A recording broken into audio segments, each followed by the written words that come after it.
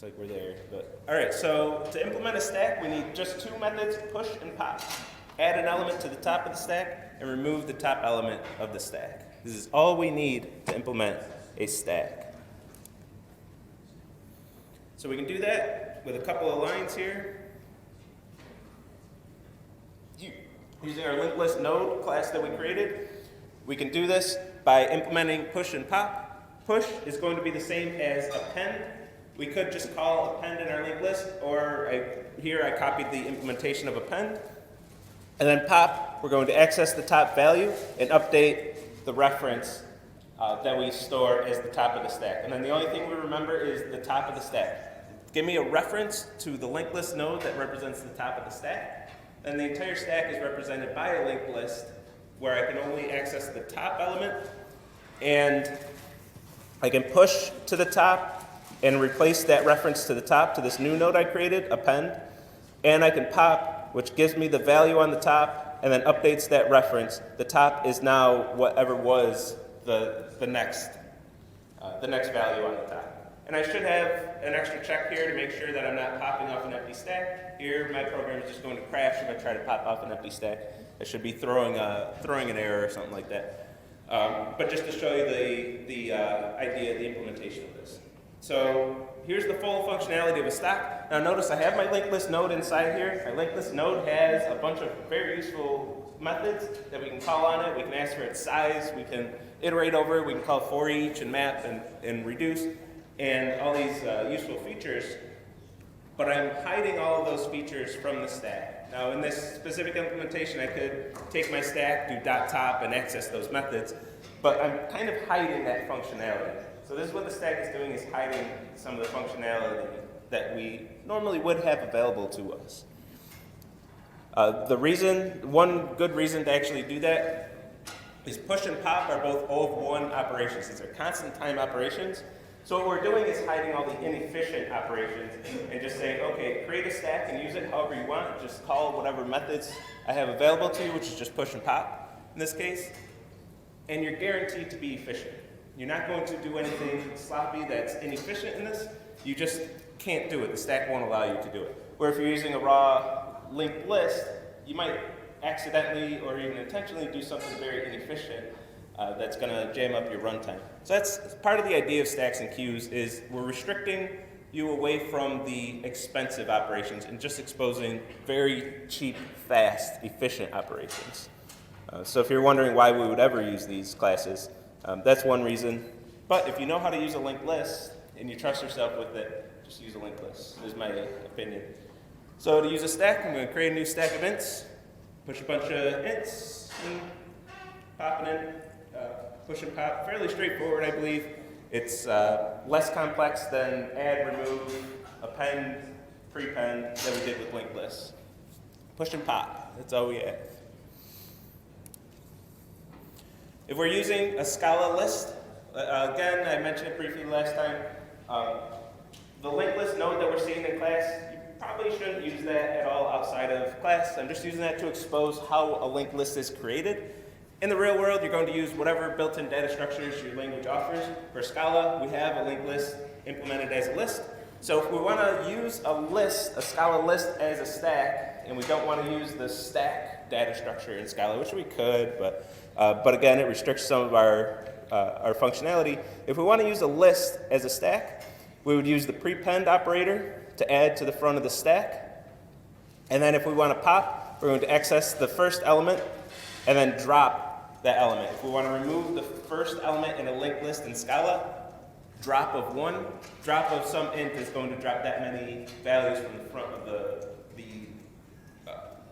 the list. So if we drop 1, we're just removing the first element, getting a reference to the next element in the stack, or in the list in this case. So this does, I mentioned this last time, it's worth repeating, so I left it in this one. Even though I mentioned it briefly last time, is this does create a new linked list for every operation that we do here. Every prepend and that drop call, we are creating new linked lists and returning references to the new linked list every time, because lists in Scala is immutable. Cannot change a list. So we are creating new lists, but take just the last two operations, for example, prepending -5 and then popping -5 off the front. What I have in red here, this red box, say this is my linked list after I prepend 2, and when I prepend 5, nothing about that box changes. When I add this new node and have it point to the previous head of this list, if somewhere else in my program somebody is pointing to this node and using that as the head of the list, that list that they're referring to never changed when I prepended -5. I have a new reference. When I reassign stack, stack used to point to this node, now it points to this node, and I reassign my reference. But anybody else who had the reference that I was storing, the reference to this node, I haven't affected them in any way, shape, or form. So this list is still immutable, even though I did technically create and return a new list. All I did was create one new node before that list that pointed to the old list, and I can have that immutable functionality without copying over all this data. I didn't affect anybody using what's inside this red box. Same when I remove -5 and reassign my reference, this stack is referring to this node. I drop 1, which means I'm returning a reference to this node, and I don't actually have to delete -5 or anything. This is just saying, give me a reference to the node one step down the list, return this node, reassign to my stack. I still haven't changed anything in that red box. I still haven't affected anyone else who had a reference to that list with just 3 elements. I haven't affected anybody else, so I have my immutability. I technically have references to 4 different lists here, and 4 different parts of my program can refer to different lists, and I'm not affecting anyone elsewhere in the program. So I do have an immutable list. Even though this is technically a new list each time, it's just a reference to a new node that was prepended. So we have very efficient prepend in a linked list. Question? What's the variable element val element? What is the element 11? Wait, what was it? The val element equals stack head there. What is that? Oh, head gives me the value of the first node in the linked list. So this is going to return -5. Okay, but you're not using it though. Yeah, I'm not. So I'm simulating the pop functionality. This was my call to pop in the previous example. Yeah, I'm not using it. I'm just showing how we can simulate pop with a Scala list instead of implementing a stack and defining a pop method. This is what I would do. I would access the value and then get rid of that node entirely. And then, yeah, I'm not doing anything with the element. But if we had an application, a full app, we would be doing something with it. I don't know what, but whatever we would need to do with it. All right, compare that to queues. Is a first in, first out data structure, which means it's just like waiting in line. If you're waiting in line for something, you're queuing up at the end of the line, and then you have to wait for everybody who was in that line already to take their turn. And then when you get to the front of the line, you're ready to go. So this is similar to a stack, except we're adding to the back and then removing from the front. So here we have 2 methods. Just like a stack, we only need 2 methods for this, enqueue and dequeue. We enqueue, add this element to the end of the queue. Dequeue, remove the element from the front of the queue. So this, for your lecture question, this is what you should be thinking, is a first in, first out data structure, where you're adding elements. Whenever you get a new one, add it to the backlog. It goes to the end of the line. And then whenever you complete a task, whenever that method is called, you're completing whatever's on the front of the line that's been waiting the longest. So to do this with our linked list node, a few extra lines, mostly because we want to store a reference to the first and last element in our linked list. So I'm going to store a reference to the front and back, and I have to add some checks. If my list is empty, I have to do a little bit extra work. If I dequeued the last element of a list, I have to have a little check there to update the front and back to say that the front and back are both null. So a little bit extra checks, but I'm doing the same idea. I want to add to the back of the list, so I'm going to find the last element in my linked list, and then add a new node that it points to, containing that value, and dequeue. I'm going to take the front node of the linked list, remove it, and have the second element be the new head of the linked list. Functionality, same idea as the stack, enqueue and dequeue instead of push and pop. And now instead of popping -5, we're dequeuing 3, which was the first element that was added to this queue.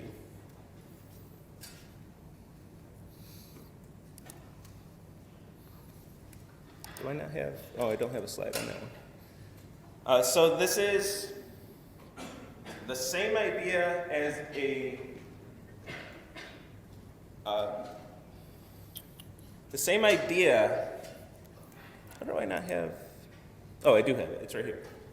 Sorry about that. So now when we want to enqueue and dequeue, notice I have this red box highlighted again, and I want to enqueue an element to the end of this list.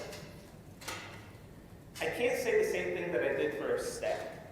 I can't say, well, we didn't touch anything in this red box, because we did. We had to update this next pointer to point to our new node that we just enqueued. So when we want to represent this as a linked list, we don't get that same property that we had with stacks.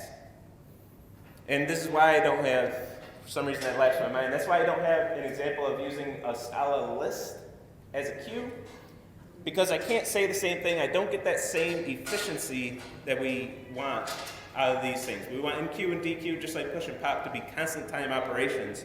But this is not a constant time operation if I use an immutable list. If I use an immutable list, I actually have to copy all this data over into a new list and create a brand new list and create it, do the very, very slow, time-consuming operations that we did before. So we don't want to use a Scala list as a queue. I mean, we can get away with it, yeah, for the lecture question, go for it. But just know that it's very inefficient. If you have 1 million elements in your backlog, that Scala immutable list is going to destroy your runtime. It's going to be horribly inefficient because you're copying over 1 million elements each time you enqueue, add something to the backlog. So there's no corollary with the Scala list. But a Scala list, or Scala's built-in queue, this is one place where I would recommend actually using the queue, unless you want to use a mutable list directly. Maybe that would be the better advice. But Scala's built-in queue class does use a mutable list, just like we have here. Just like this is a mutable list, we're allowing our list to change all over the place. Our linked list nodes can change. We're allowing that. Scala's queue uses a mutable list, which does allow that and does get those constant time dequeue and enqueue, but shouldn't be used in concurrent code. You shouldn't be sharing these queues across your concurrent programs because they are mutable. So a few things to keep in mind when you're using those things. Bring us back to the lecture question. Any questions on the lecture question? Or any of the stacks of queues? Yes? So for both the queue and the stack, the element value is just being assigned to what's grabbing it, and it's just off the stack. Yes. So like for pop and dequeue, I'm returning the value of the node that I'm returning. So dequeue and pop, they both take the first element, the head of that linked list, take the value and return that, and then also remove that node from the linked list. So we got two things going on. In certain languages, certain implementations of stacks and queues, that's actually split into two operations. For a stack, you could have peek and pop, where peek returns the value of the top element without removing it, and then pop will just remove it without returning it. Or a queue, you can do, I think, peek and dequeue, or what they call them when they do it with that. So we kind of have three operations to define these things. But usually if you're looking at the top or front element, usually returning it as well. You want to remove it and get it at the same time. So I tend to have a preference for that. But yeah, you're returning that first value and also removing that first node.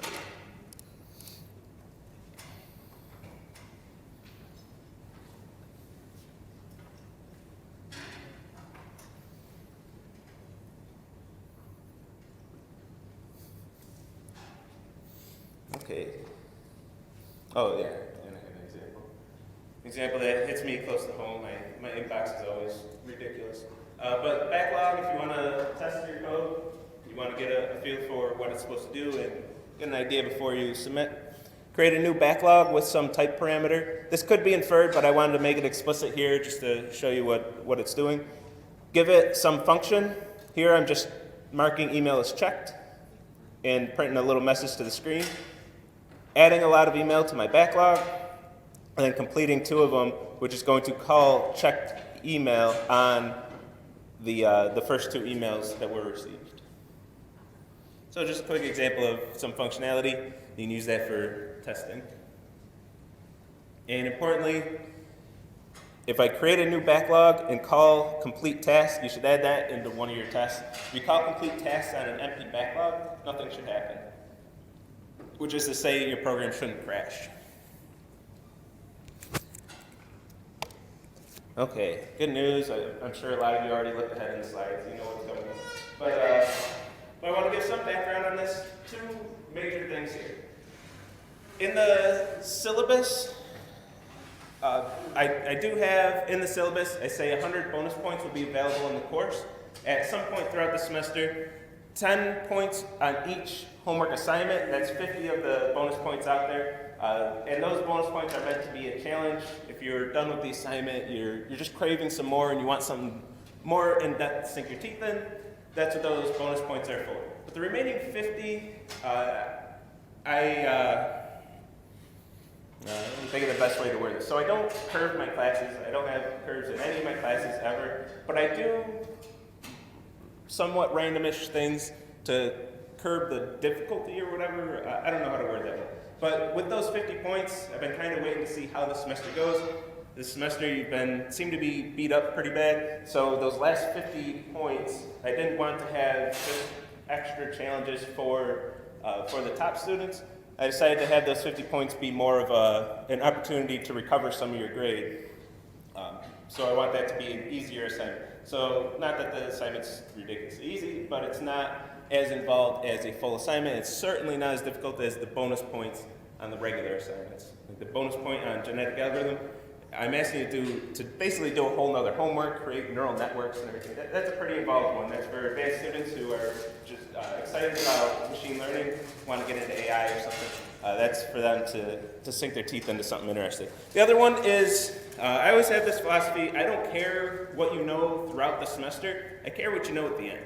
If you get to the end of the semester and you understand all the material for the course, I don't really care what you did that first half of the semester. Maybe you had a rough start or something. But at the same time, I do want to enforce my deadlines because if I don't, nobody does the assignments. I made that mistake before. I had one semester of 115 where I had everything due the last day of classes. And so many students failed just because they put everything off to the last day and tried to do a whole course in a day. It doesn't work like that. So I have to enforce deadlines at the same time. So what I'm doing for that is for calculator and physics engine, you'll have some opportunity to make up some points. If you complete the bonus homework, it's your 50 bonus points that were referenced on the syllabus. The remaining 50 are completing the assignment, and you can also make up half of your points on calculator. The bonus assignment is very similar to the bonus objective on the calculator homework, and just related in general to the calculator. So if you show me you can complete this bonus homework, I'll give you half of those points that you missed on calculator, whatever your grade was. If you got a 0, even if you didn't submit, I'll commit to that. Even if you didn't submit, you can make up 50 of those points that you missed. So you have a good opportunity to make up some points. And on the last homework, you'll have the same deal with physics engine. I don't know exactly what that's going to look like yet, but you'll have probably a fourth objective that you can complete that's going to require you to complete a lot of functionality from the physics engine homework. So if you haven't completed that, you can still complete it and make up half of those points that you missed on that assignment as well. For the homework itself, it's going to be evaluating general infix expressions.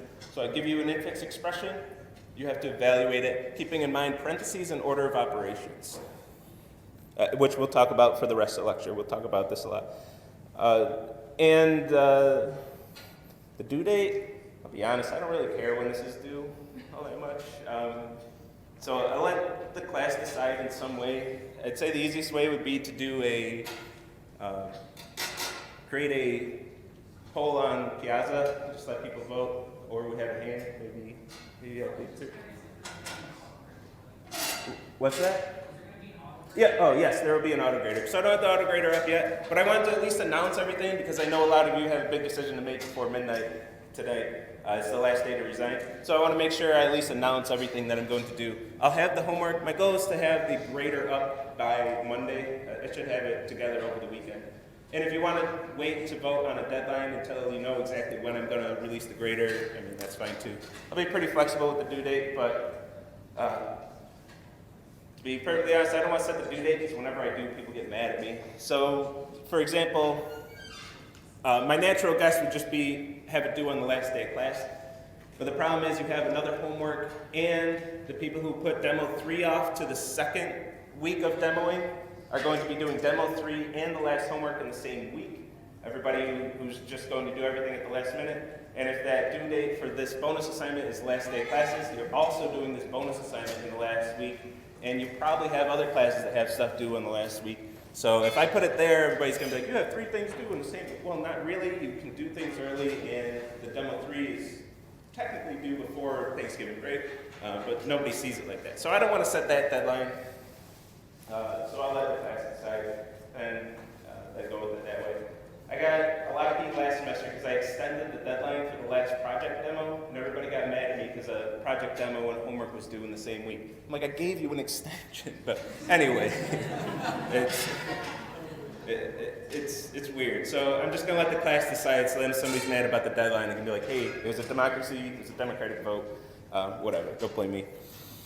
So you can decide. No rush on that, but probably if somebody creates a Piazza poll, let's respect the results of the poll, most likely.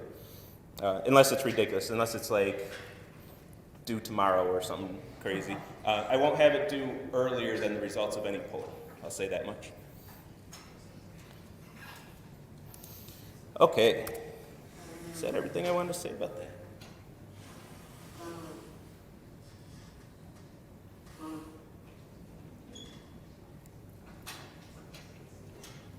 Oh, yeah, I guess one kind of side note, if for anyone paying close attention to everything in the course, this brings the total amount of points available, if you got all the bonus and everything, is up to 2130. So I did add quite a few points to the course. So especially if you're looking at skipping that final, you have quite a big buffer there to be able to skip it. If anybody's wondering where those points come from. Yeah. I was wondering if the boundaries for different grades that you have in the syllabus, instead of we took out the fourth No, the cutoffs are the same. I took out the fourth project demo, but demo 3s were 200 instead of 100. So all those points got added to demo 3. Yeah, I've only been adding points to the course. There was 2,100 advertised, but I ended up adding an extra 30. It just made sense to add another 30 on there. Well, 5 of that was a mistake on my end, but the extra 25 just made sense to me. Oh my goodness. Yeah, question.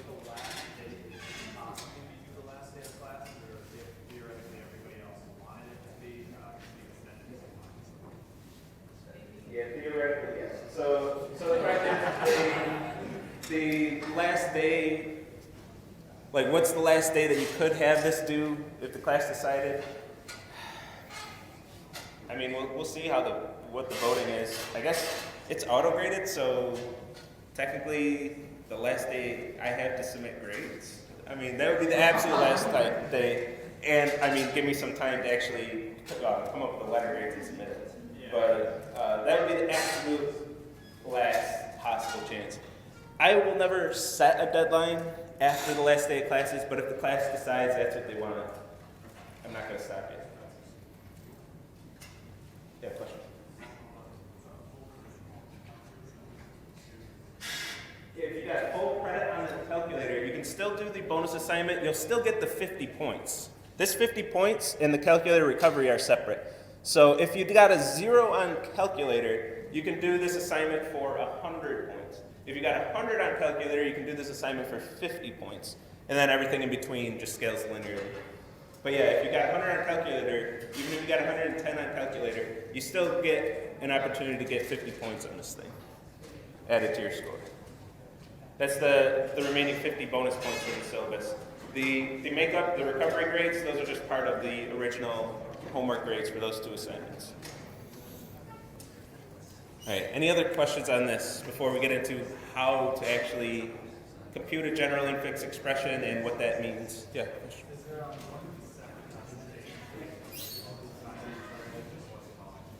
But there's only one bonus assignment, and yeah, I'll have documentation for it. Yeah, it'll look like a regular homework, but it'll just have one objective. It'll just say primary objective, do this thing. Yep. And there will be an auto grader, of course, for it too. All right, let's talk about how to do this and what I mean by the assignment. So an infix expression is an expression how we're used to seeing it. We've seen expressions like this. You've seen these for years. We have operands and operators in between two operands. And we evaluate these based on parentheses and order of operation. So if we have this infix expression, we're going to use PEMDAS, and we're going to compute anything inside parentheses. We're going to do multiplication and division before our addition, inside the parentheses, and then our last thing. Order of operations, you've seen this for days, you've seen this for years.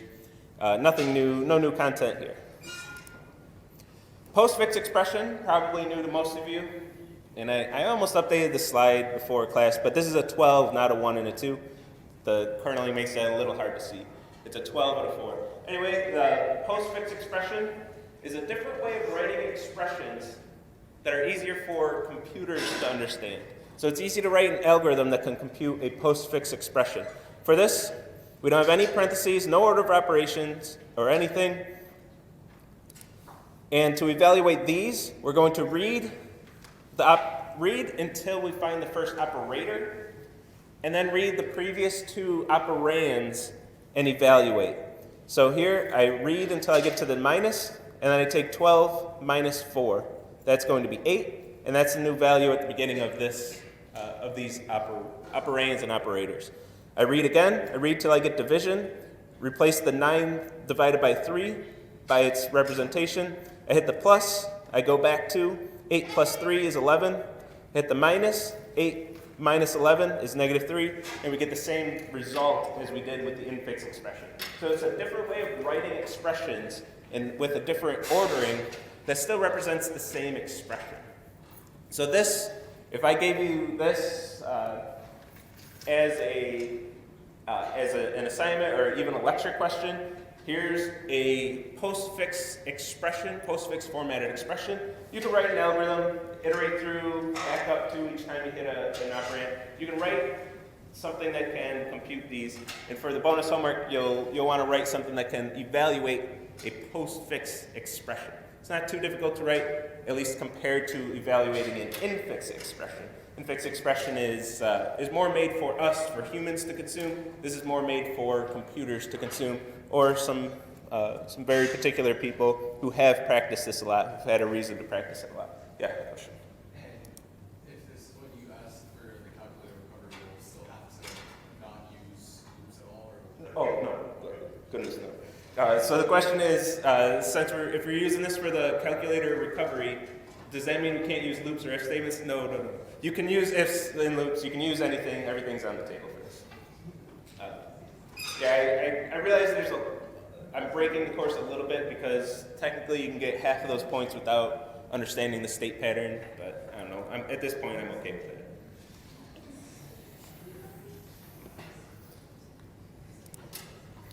So, if postfix is easy for us to write an algorithm and train a computer to evaluate, but infix is not, and I want you to evaluate infix expressions, well, let's convert an infix expression to a postfix expression.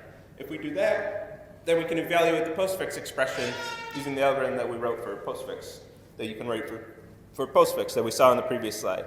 So this is what we want to focus on, and this is what's going to be called, what is called the shunting yard algorithm. Shunting yard algorithm is an algorithm that's going to allow us to convert. This algorithm says read the infix expression left to right. Any operands, just copy them to the output. And whenever we reach an operator or a parenthesis, push parentheses on the stack, open parens, push them on the stack. Operators, if we're reading an operator, we want to look at the top of the stack and copy any operators on the top of the stack of lower precedence over to the output. And if we read a closed parenthesis, we're going to pop operators off the stack and copy them to the output until we reach the open parenthesis associated with that closed paren. Once we're done with reach the end of the infix expression, copy everything else that's on the stack over to the output. So let's see a run of this algorithm and convert this infix expression to a postfix expression using a stack. And I didn't mention it, but when evaluating a postfix expression, it's common to use a queue to do that evaluation. If you have all your data in a queue, that doesn't make sense, does it?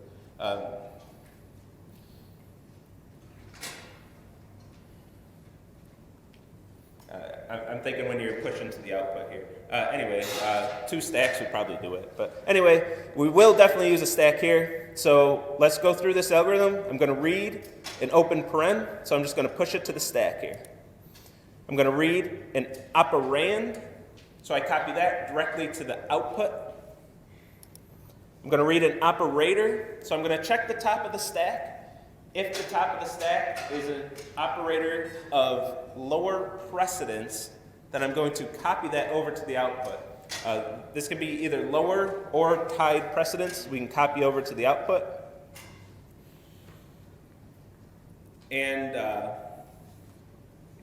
where lower precedence means it's going to be evaluated first. That one always trips me up. I got to be careful how I say that. Lower precedence means that it should be evaluated earlier. So for example, exponentiation, I'm saying, would have a lower precedence than addition.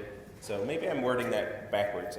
Anyway, but if it should be evaluated, whatever's on top of the stack needs to be evaluated before what I'm looking at, I would copy it over. Here I have an open paren, so I'm just going to push minus to the stack, copy 4 to the output. I have a closed paren, so I'm going to copy everything from the stack over to the output until I reach the open paren. I reach an operator, stack's empty, so I'm just going to push it onto the stack. Open paren, I just push it onto the stack. Operator, I copy to the output. I'm going to check the top of the stack. It's not an operator of lower precedence, so I push it to the stack. Operand, copy to the output. Operator, now I have a decision to make.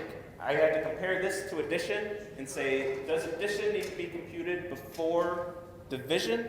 And I say, no, it doesn't. So I'm not copying anything from the stack, and I'm just pushing division onto the stack. If the top of the stack were exponentiation or multiplication, I would copy that over to the output and then push the division onto the stack. So here, I'm just going to push division onto the stack, copy to the output. Close paren, I'm going to copy until I reach the open paren. I reach the end of the input, so I copy whatever's left to the output. And I have exactly that postfix expression that we evaluated a few slides ago. So that's an example of this, and most of the bonus assignment is implementing this exact algorithm and then evaluating the postfix expression.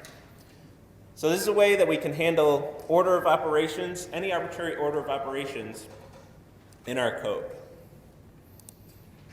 So some more detail on the bonus homework. You have to write a generic expression resolver.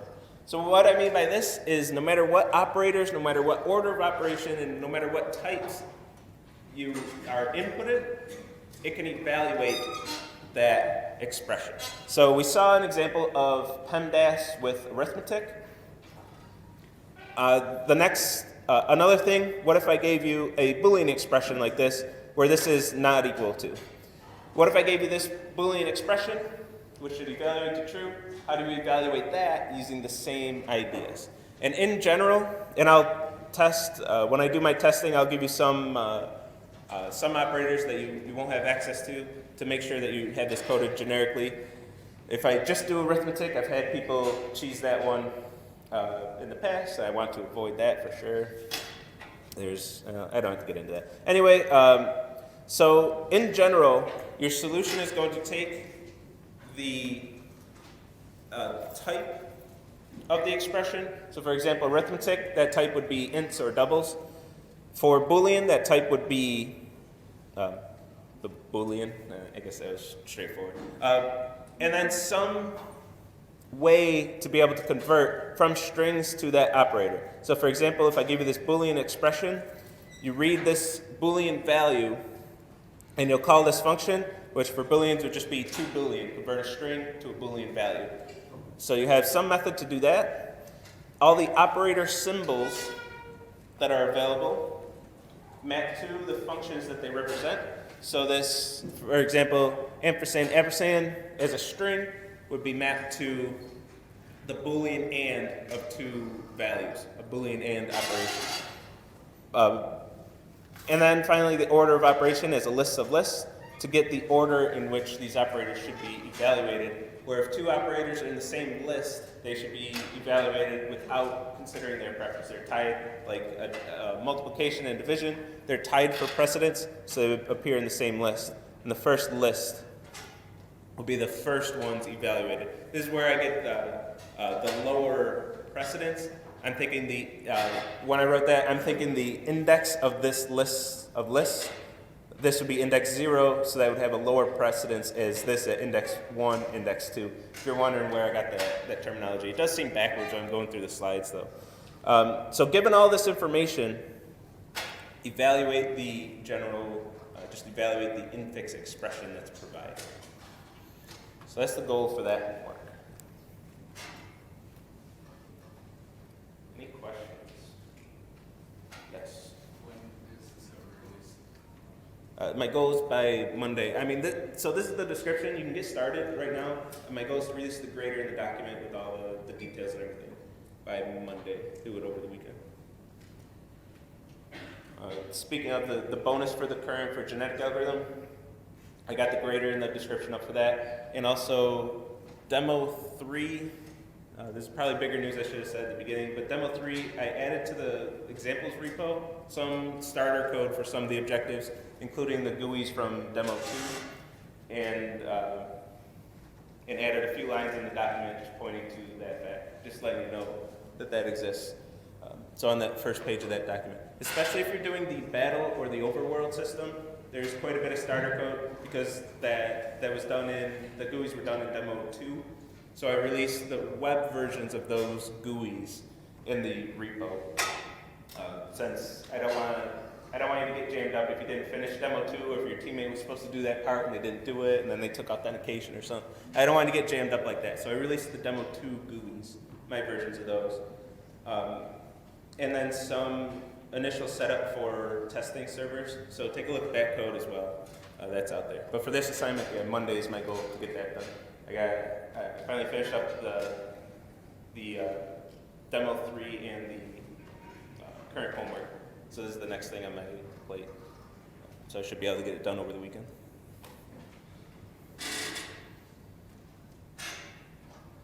Any other questions?